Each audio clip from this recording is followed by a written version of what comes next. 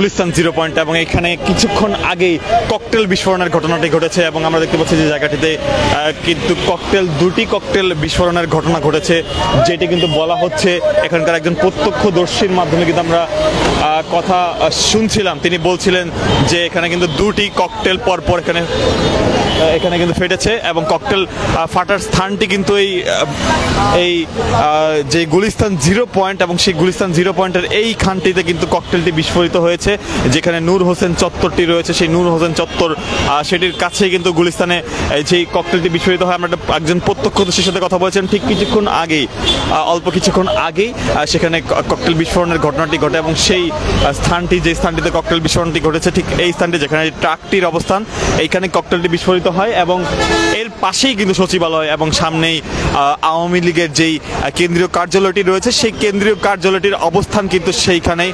এবং অপর পার্শ্বে আমরা দেখতে পাচ্ছি যে শহীদ নূর হোসেন চত্বরটি, সেই শহীদ নূর হোসেন চত্বরটিতে যে ককটেল বিস্ফোরণের ঘটনাটি সেখান থেকে কিন্তু দেখা গিয়েছিল যে আজকে কিন্তু সন্ধ্যার পরপর বেশ কয়েকটি ককটেল বিস্ফোরণের ঘটনা ঘটেছে।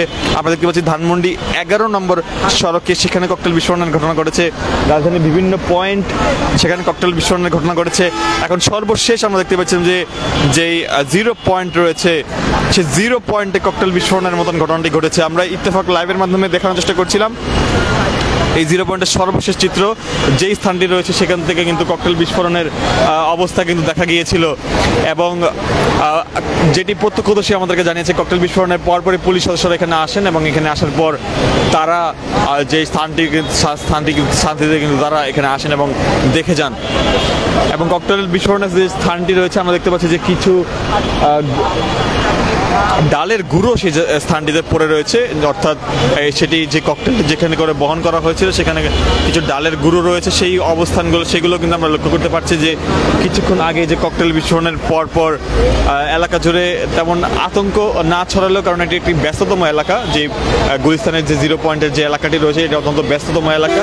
সেই ব্যস্ততম এলাকায় কিন্তু যেই অত জনমনে আতঙ্ক ততটা না থাকার কারণে কিন্তু তেমনটা দেখা যায়নি। আমরা দেখতে পেয়েছিলাম যে বাদাম বিক্রেতা যিনি প্রত্যক্ষদর্শী তিনি বলছেন যে কিছু সময়ের জন্য ধোয়া ছিল যে পরপর দুটি ককটেল বিস্ফোরিত হয় এবং এর পরপর তারা যারা এখানে ককটেল মেরেছে তাদেরকে এখানে আইডেন্টিফাই করা যায়নি। অর্থাৎ একটি ব্যস্ততম এলাকা যেখানে ককটেলটি বিস্ফোরিত হয় সেখানকার সামনে থেকে আমরা আপনাদেরকে দেখানোর চেষ্টা করছিলাম। এটির খুব পাশেই কিন্তু সচিবালয় এবং সামনেই যেই আওয়ামী লীগের যে কেন্দ্রীয় কার্যালয়, যেটি পরবর্তীতে 5 আগস্টের পরবর্তীতে যেটিকে ভেঙে ফেলা হয়, সেই কেন্দ্রীয় কার্যালয়টির সামনে থেকে কিন্তু আপনাদেরকে সেখানে কিন্তু এই ককটেল বিস্ফোরণের ঘটনাটি ঘটে। আমরা ইত্তেফাক লাইভের মাধ্যমে আপনাদের সাথে যুক্ত রয়েছি, দেখার চেষ্টা করছিলাম সার্বিক চিত্র ঠিক জিরো পয়েন্টের সামনে থেকে। বাস থেকে মেরেছে নাকি মোটরসাইকেল থেকে মেরেছে এটা বলতে পারবো না, মনে হয় যতটা সম্ভব অনেক কাছে শুনছি মোটরসাইকেল থেকে, এটা শুনছি, নিজের চোখে দেখি নাই। দেখছি ককটেল যখন মারছে, যখন আকাশ থেকে যখন ধোঁয়া উঠতেছে অতটা কি আর কিছু দেখি নাই। কোথায় মেরেছে মারছিল ওই যে জিপের পাশে, রোডের পার। কয়টি ককটেল জি কয়টি ককটেল পড়েছিল? মূলতভাবে দুইটি ককটেল মারার পরে আকাশে শুধু ধোঁয়া উঠতেছে। ধোঁয়া ওঠার পরে তখন 5 মিনিট পরে পুলিশের গাড়ি আসলো, দুইটা পরে আসা পুলিশে আসে তদন্ত করবে, কতটাকে বলতে পারবো, এরপর আর কিছু বলতে পারবো না। যদি এখন পর্যন্ত সেই ককটেল বিস্ফোরণের ঘটনায় কোনো হতাহতের খবর পাওয়া যায়নি, কারণ এটি চলন্ত অবস্থা ছিল যেখানে ককটেলটি বিস্ফোরিত হয়।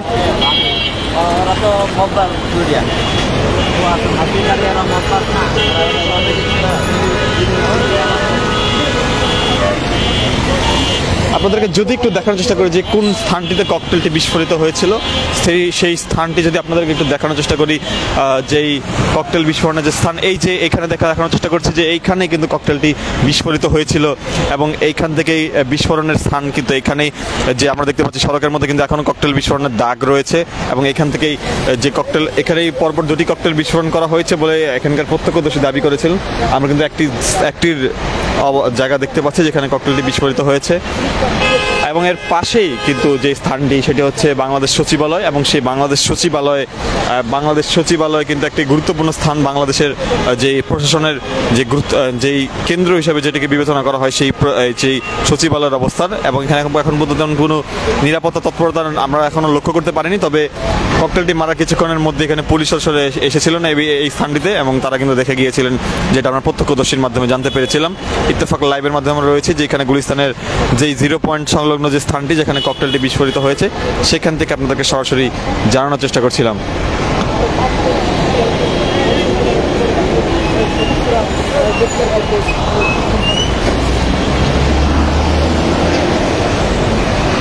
যে স্থানটিতে ককটেল ছোড়া হয়েছে আমরা দেখতে পাচ্ছি সেই স্থানটি কিন্তু সড়কের মধ্যে সেটির অবস্থান একদম 0 পয়েন্টের সাথে সেই ককটেল ছোড়ার যে স্থানটি, এবং সেখান থেকে কিন্তু আমরা সরাসরি দেখানোর চেষ্টা করছি যে কিছুক্ষণ আগে এখানে ককটেলটি বিস্ফোরিত হয়, অর্থাৎ যেই একটি রাষ্ট্রীয় গুরুত্বপূর্ণ স্থান যেটি বাংলাদেশ সচিবালয় সেইখানের একটু পাশেই ককটেলটি বিস্ফোরিত হয়েছে।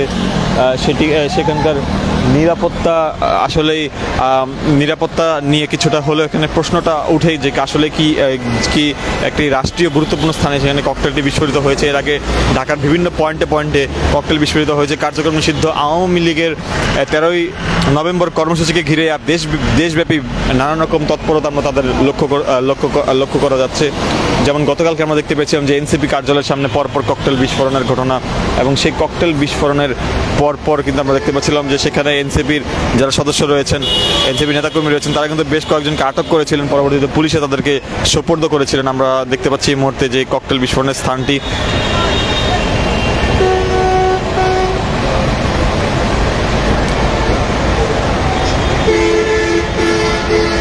যে স্থানটিতে ককটেলটি বিস্ফোরিত হয়েছে সেটি নূর হোসেন যে চত্বরটি রয়েছে, নূর হোসেন চত্বরটির কিছুটা সামনে, এবং সেইখানে যেখানে ককটেলটি বিস্ফোরণ হয় পাশাপাশি স্থানটি কিন্তু এই মুহূর্তে ফাঁকা রয়েছে এবং অন্য পাশে গাড়িগুলো চলাচল করছে।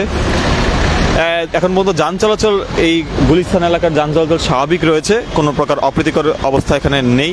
তবে রাতে কিছুটা এই ধরনের ককটেল বিস্ফোরণের পর দেশজুড়ে ককটেল বিস্ফোরণের ঘটনায় কিন্তু জনমনে কিছুটা হলেও আতঙ্ক তৈরি হয়েছে। আমরা স্থানীয় যারা প্রত্যক্ষদর্শী রয়েছে তাদের সাথে কথা বলেছেন, তারা যেটি বলছেন যে ককটেল বিস্ফোরণের পর ব্যাপক ধোঁয়া তারা লক্ষ্য করতে পেরেছিলেন, এবং এই ধোঁয়াটি নিমিষেই কিছুক্ষণ কয়েক সেকেন্ড থাকার পরেই ধোঁয়াটি গায়েব হয়ে যায়। তবে যেই ককটেলগুলোর মধ্যে যে স্প্লিন্টার সেগুলোর মাধ্যমে অনেকেই আহত হওয়ার খবর আমরা কিন্তু পেয়েছি। গতকালকে যেমন এনসিপির কার্যালয়ের সামনে ককটেল বিস্ফোরণে কিন্তু তাদের নেতাকর্মী সহ একজন সিএনজি চালক তিনি কিন্তু আহত হয়েছিলেন। দর্শক, গুলিস্তান থেকে সর্বশেষ আপনাদেরকে জানানোর চেষ্টা করছিলাম। এছাড়া পুরো দেশব্যাপী নানান রকম কার্যক্রম আমরা লক্ষ্য করতে পেরেছিলাম। শুধু ঢাকা কেন্দ্রিক আমরা দেখতে পেয়েছিলাম যে ব্যাপক ঝটিকা মিছিল করে কার্যক্রম নিষিদ্ধ আওয়ামী লীগ, এবং সেখান থেকে তাদের 2 জনকে কিন্তু আটক করার মতন